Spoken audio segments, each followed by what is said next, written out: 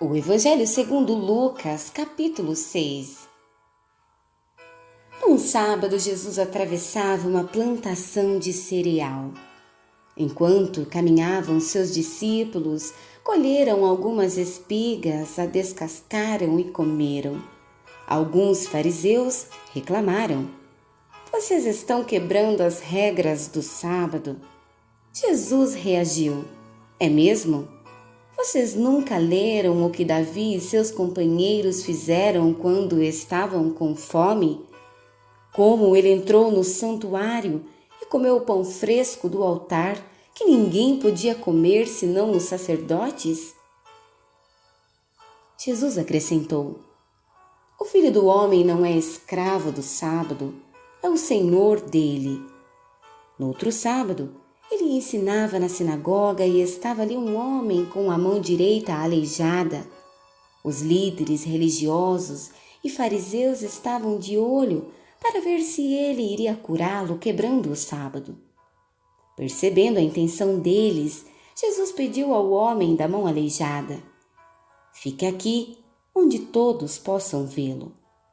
Ele obedeceu. Então ele disse aos presentes: "Que atitude é coerente com o sábado? Fazer o bem ou o mal? Ajudar as pessoas ou deixá-las sem ajuda?"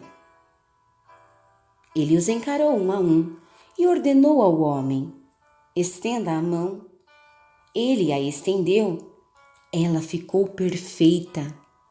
Seus críticos ficaram furiosos e começaram a discutir como dar um basta em tudo aquilo. Por essa mesma época, ele foi orar na montanha. Ali ficou a noite inteira em oração na presença de Deus.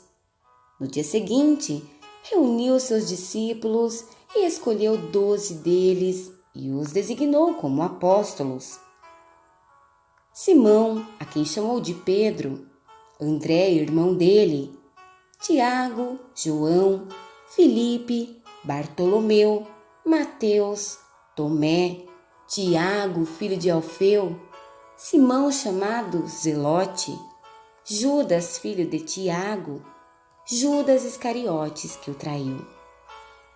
Descendo a montanha com o grupo, Jesus parou na planície.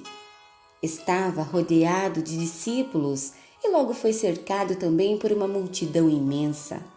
Um mundaréu de gente da Judéia, de Jerusalém e até mesmo das cidades litorâneas de Tiro e Sidom. Vieram desejosos de ouvi-lo e de serem curados de suas enfermidades. Todos tentavam tocar nele, e quando dele saía poder, quem nele tocava era curado. Ele começou a falar: "Abençoados são vocês quando não têm nada para oferecer. Quando vocês saem de cena, há mais de Deus e do seu governo. Abençoados são vocês quando sentem fome de verdade. Ele é comida e bebida, é alimento incomparável. Abençoados são vocês que sofrem por terem perdido os que mais amavam. Só assim poderão ser abraçados por aquele que é a fonte de toda a alegria. Considerem-se abençoados sempre que forem odiados, agredidos, expulsos ou caluniados para me desacreditar. Isso significa que a verdade está perto o suficiente para os consolar, consolo que os outros não têm. Alegrem-se quando isso acontecer, comemorem porque, ainda que eles não gostem disso, eu gosto. E os céus aplaudem, pois sabem que vocês estão em boa companhia. Meus profetas e minhas testemunhas sempre enfrentaram essa mesma dificuldade. Mas coitados de vocês que amam os seus bens materiais, vocês não receberão mais nada. Coitados de vocês que estão satisfeitos com vocês mesmos e com o que têm, vocês passarão necessidade. Coitados de vocês que vivem apenas se divertindo, vocês conhecerão o que é dor de verdade. Coitados de vocês que dependem da aprovação dos outros, sempre preocupados em agradar a todos. Essa escravidão compromete a sinceridade. Lembrem-se de quantos profetas corruptos receberam a aprovação dos seus antepassados. Não repitam o mesmo erro. A vocês que estão preparados para a verdade, digo o seguinte: amem seus inimigos, deixem que tirem o melhor de vocês, não o pior. Se alguém fizer mal a vocês, reajam com a força da oração.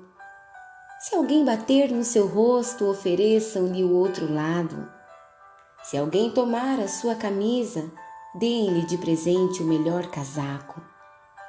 Se alguém aproveitar-se de vocês para levar vantagem injustamente, aproveite a ocasião para praticar a vida de servo.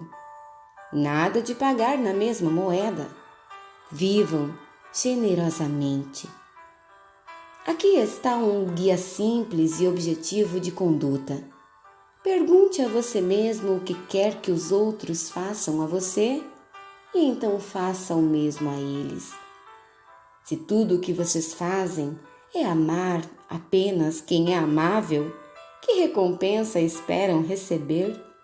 Qualquer um pode fazer isso.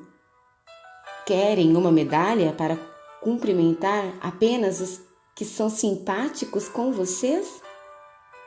Qualquer pecador desqualificado age assim. Vocês dão apenas esperando algo em troca?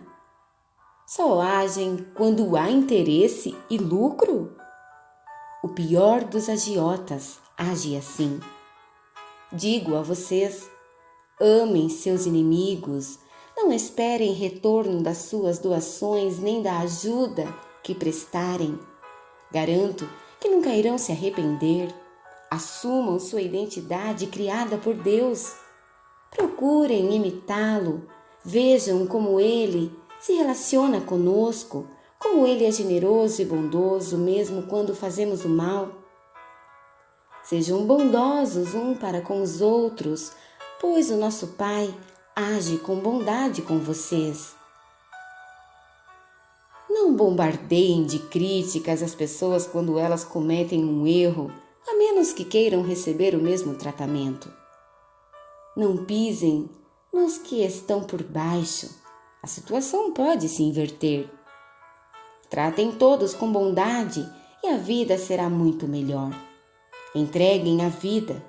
Vocês a receberão de volta e não só isso, o retorno será cheio de recompensa e de bênçãos.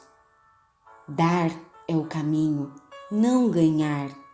Generosidade produz generosidade. Ele citou um provérbio. Pode um cego guiar outro cego? Não caem ambos no buraco? O aluno não ensina ao mestre. O importante é escolher com cuidado aquele que será o seu mestre. É fácil ver uma mancha no rosto do próximo e esquecer-se do feio risco de escárnio no próprio rosto. Você tem o cinismo de dizer: deixe-me limpar o seu rosto, quando o rosto de vocês está distorcido pelo desprezo. Isso também é teatro, é fazer o jogo do sou mais santo que você, em vez de simplesmente viver a vida. Tire o cinismo do rosto e então você poderá oferecer uma toalha ao seu próximo para que ele também limpe o rosto. Ninguém colhe frutos podres de uma árvore boa, nem frutos bons de uma árvore doente. O estado do fruto indica o estado da árvore. Lembre-se de que vida produz vida. O que conta é o que vocês são, não o que dizem e fazem. Isso se comprova por seus atos e palavras. Por que vocês estão sempre dizendo: Senhor, Senhor, mas nunca fazem nada do que digo.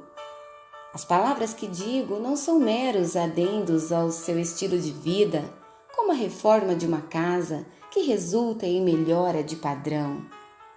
Elas são o próprio alicerce, a base da sua vida. Se vocês puserem essas pedras em práticas, serão como pedreiros competentes que constroem sua casa sobre a solidez da rocha.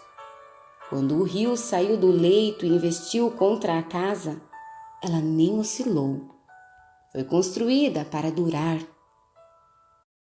Mas, se vocês usarem minhas palavras apenas para fazerem estudos bíblicos, sem nunca aplicá-las à própria vida, não passarão de pedreiros tolos que constroem sua casa sem dar atenção aos fundamentos. Quando o rio transbordou e avançou contra a casa, ela ruiu como um castelo de cartas. Perda total.